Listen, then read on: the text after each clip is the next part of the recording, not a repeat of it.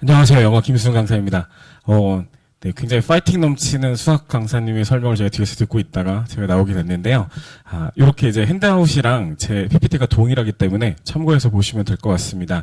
자, 일단 저 같은 경우에는 대치 시대인재 그리고 세움학원, 대찬, 두각을 비롯해서 대치에 있는 주요 학교에서 내신과 수능을 가르쳤고요.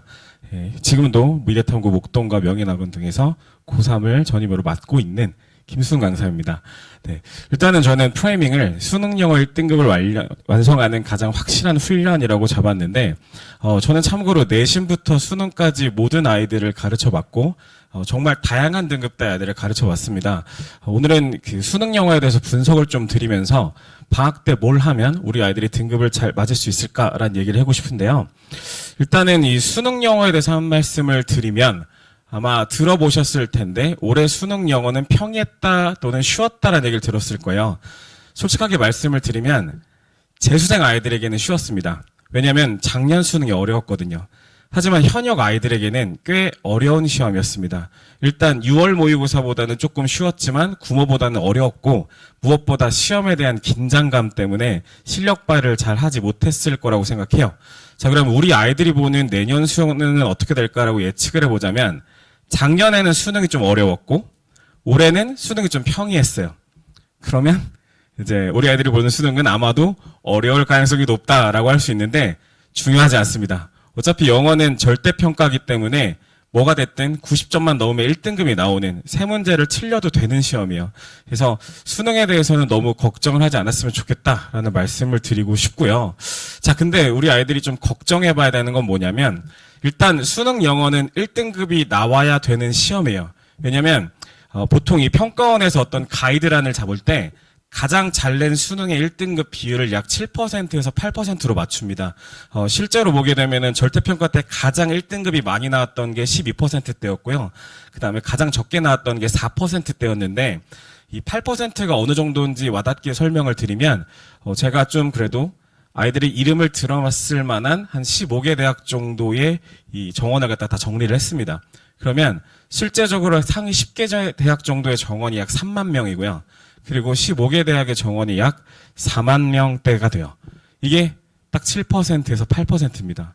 그래서 우리 아이들 입장에서는 내가 그래도 서울에서 조금 이름 나는 대학을 가야겠다라고 생각을 하면 그래도 영어는 1등급이 나오는 인원이랑 거의 맞닥뜨린다. 그래서 영어는 반드시 1등급이 나와야 되는 과목이다라고 말씀을 드리고 싶어요. 자, 근데 얼마 전에 그 10월인가요? 우리 아이들이 모의고사를 보고 나서 1등급이 나왔으면 정말 잘한 겁니다. 왜냐면 전국에서 약 7,000명만 1등급이 나왔거든요. 만약에 이제 2등급이나 3등급이 나왔으면 그럴 수 있어요. 특히나 1학년 때보다 영어 성적이 떨어졌다라고 하는데 분명히 시험 자체가 어렵기 때문에 그럴 수 있습니다. 근데 영어학원을 안 다녔던 것도 아니고 또 영어 공부를 안 했던 것도 아닌데 떨어졌다면 한 세 가지를 봐주셨으면 좋겠는데 첫 번째는 아이들이 1등급이 점점 안 나오는 이유가 학습량 부족은 맞아요. 보통 어머니들도 아시다시피 수학 중요하죠. 그리고 뭐 국어는 다시 태어나도 안 된다. 그래서 국어 열심히 해야 된다고 하고 탐구도 또 은근히 변수죠. 그래서 일주일 동안 뭔가 공부 계획을 짜다 보면 영어가 주 1회 또는 2회여도 좀 뒷전이 되기 쉽습니다. 우리 아이들도 똑같거든요. 영어 공부 언제 하죠? 학원 가는 날 아침에 합니다. 네, 그래서 그날 숙제해서 가고 사실 영어 학습량이 많이 떨어져 있기도 해요. 근데 또 한 가지 문제점은 저도 이제 이 동네에서 사실 이 학교를 나왔는데요. 강서구라는 학교를 나왔는데 보통 이제 내신 대비 학원을 가면 가장 효과적이긴 해요. 통암기를 시킵니다. 그래서 제가 느끼기에는 정말 독해력을 길러주고 뭔가 대단한 걸 가르쳐줄 것 같지만 실제로는 문 닫아놓고 너 이거 다 외울 때까지 집에 가지 마 하는 학원이 가장 아이들이 많이 다녀요. 예, 저도 이제 그런 학원에서 다니다 보니까 어떤 식으로 공부를 하냐면요. 마치 원소기율을 외우듯이 영어를 외웁니다. 뭐 약간 주기도문 이런 거 아시죠? 하늘에 계신 우리 아버지요. 그러면서 I went bad 이런 식으로 아무 생각 없이 그냥 빈칸 채우는 연습을 하면서 영어를 했던 것 같아요. 근데 이게 수능으로 가게 되면 범위가 없었잖아요. 내가 배우지 않았던 문장을 해석을 하고 거기서 한 번 더 생각해서 풀어야 되니까 요 능력이 많이 떨어져 있는 거예요. 그래서 공부 방법 자체의 문제 또 학습량의 문제 때문에 갈수록 의외로 내신보다도 모의고사 성적이 떨어진 아이들이 많습니다. 두 번째 문제점은요. 당연히 그렇지만 수능에 가까워질수록 지문 자체가 좀 어려워요.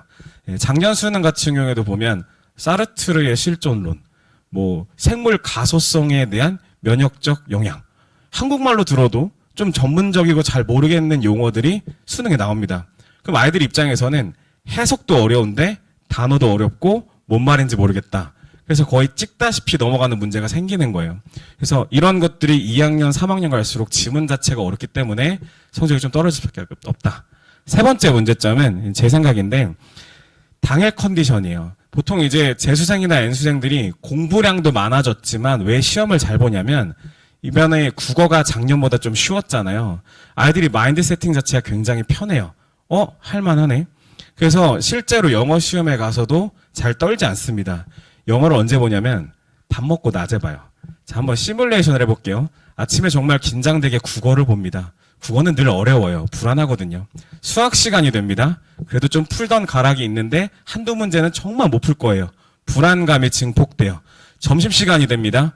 아이들 도시락을 딱 꺼냅니다. 엄마의 따뜻한 도시락을 보면서 거기 혹시나 편지까지 있으면은 그날 시험은 망한 거예요. 왜냐면 보면서 이제 막 눈물이 나기 시작해요. 아, 엄마 내가 미안해. 그리고 이제 영어 시간이 됩니다. 놀랍게도 영어 시간이 되면 긴장이 탁 풀려요. 그래서 영어 듣기를 하는데 졸리기 시작해요. 그리고 탐구 시간이 되면 딱 이 단어가 떠오릅니다. 집 가고 싶다. 네, 그래서 실제적으로 현역 아이들이 수능을 많이 망하는 케이스가 국어, 수학이 확 떨어지는 것보다도 영어나 탐구에서 발목을 잡히는 경우가 많아요. 이 이유는 현장감이 부족하기 때문입니다. 그래서 2학년, 3학년 때 가장 길러줘야 되는 게 제 생각에는 현장감이다라는 얘기를 드리고 싶고, 저 우리 아이들 이 수능 보는 날 2학년 아이들 되게 독려했거든요. 모의 수능 같은 거 있었잖아요, 그렇죠? 뭐 러셀이라든가 종로에서 하는데 애들이 그렇게 안 가요, 그렇죠? 그래서 가서 한 번이라도 더 시험을 보는 것이 정말 어떤 영어 실력을 키우는 것보다도 중요합니다. 그래서 현장감을 길러주는 것이 중요하다. 이게 제가 생각하는 1등급의 가장 지름길이에요. 자, 그러면 한 번 더 정리를 하면 이제 수능 공부해야겠다라고 마음을 먹으면 우리 아이들이 제일 먼저 하는 게 EBS 교재를 사러 갈 거예요. 아직 안 나왔죠? 그럼 이제 수능 기출을 그냥 풉니다. 근데 하던 대로 풀어요. 객관식이기 때문에 맞았어? 넘어가요. 틀렸어? 해설지를 보고 틀렸구나? 단어를 몰랐구나. 끝. 그 다음에 하는 게 뭐죠? 단어장을 삽니다. 제가 이 얘기를 좀 드릴 건데요. 수능 영어를 공부한다고 해서 수능 문제만 풀면 늘지 않아요. 수능 시험 어쨌든 제일 먼저 해야 되는 게 70분이라는 시간 동안에 듣기를 포함해서 집중해서 마킹까지 끝내야 되는 시험이에요. 그래서 제일 먼저 해주셔야 되는 건 시간에 대한 압박감을 아이가 느끼게 해야 됩니다. 저 같은 경우에는 커리를 짤 때도 지금 보시면 알겠지만 뭐 듣기가 23분 정도 돼요. 그리고 우리 아이가 18번에서 24번까지는 12분 안에 풀어야 됩니다. 그리고 25번부터 28번까지는 3분 안에 풀어야 돼요. 29번부터 34번 빈칸 추론을 넘어가서는 12분 안에 풀어야 돼요. 이런 식으로 타임라인을 정해놨습니다. 제 설명의 자료에도 나와 있기 때문에 아이가 만약에 정말 압축적으로 영어 공부를 하고 싶다 또는 시간이 너무 없는데 어떻게 하면 좋을까라고 할 때 첫 번째 팁을 드릴게요. 10분 안에 6문제를 푸는 연습을 시키셔야 돼요. 정확히 18번부터 24번까지. 보통 18번은 잘 안 틀리기 때문에 19번부터 24번까지를 10분 안에 푸는 연습을 합니다. 저 같은 경우에는 이걸 학교 다닐 때 어떻게 했냐면 쉬는 시간에 했어요.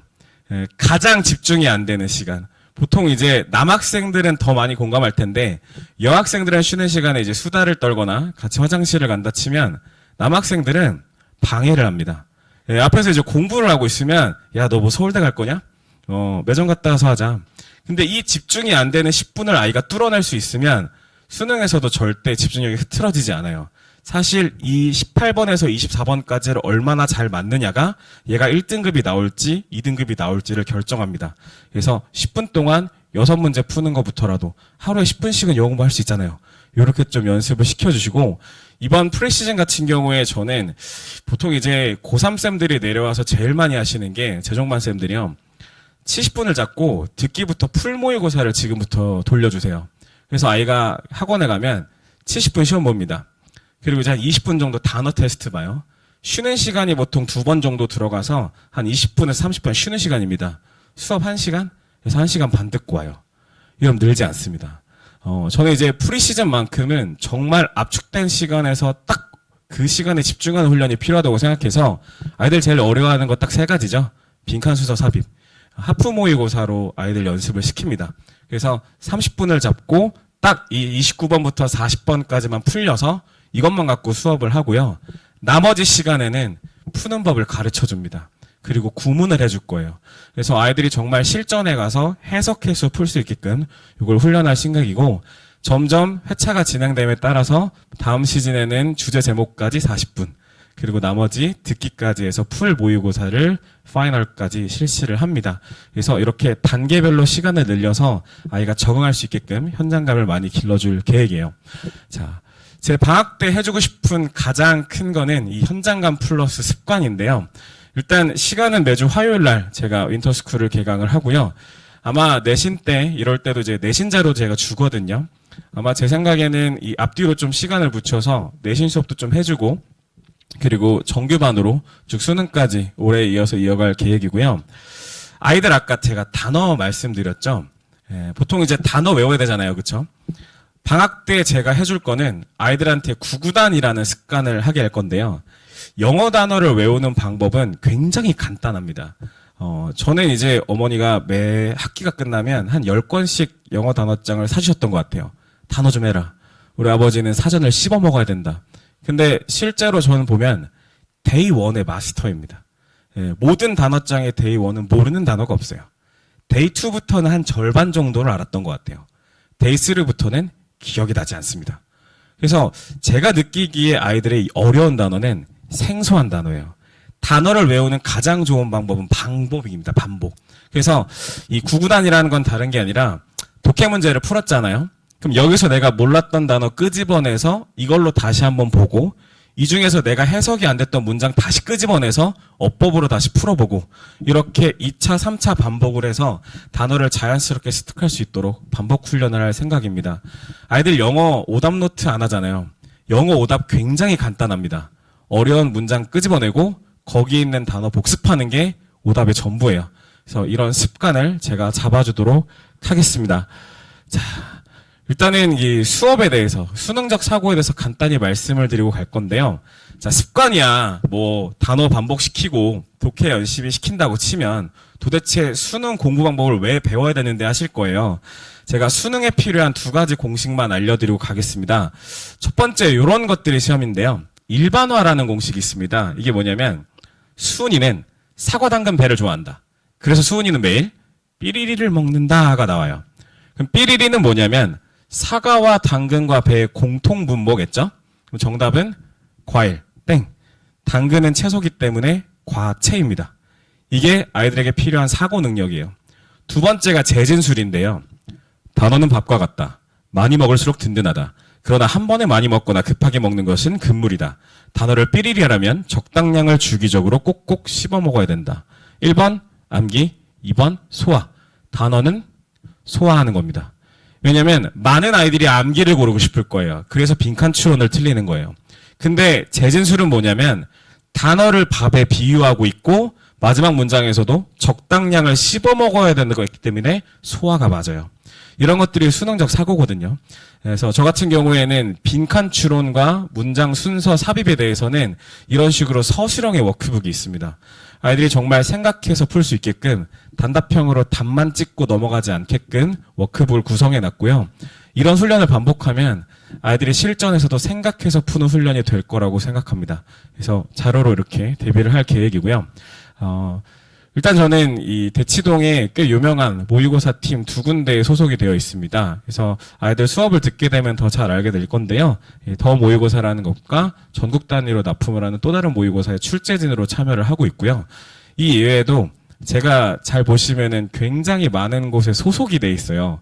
그래서 뭐 강대가 됐든 두각이 됐든 시대인재가 됐든 제 이름이 어디에나 있거든요. 제가 사비를 털어서 아이들 사설 모의고사를 풀립니다.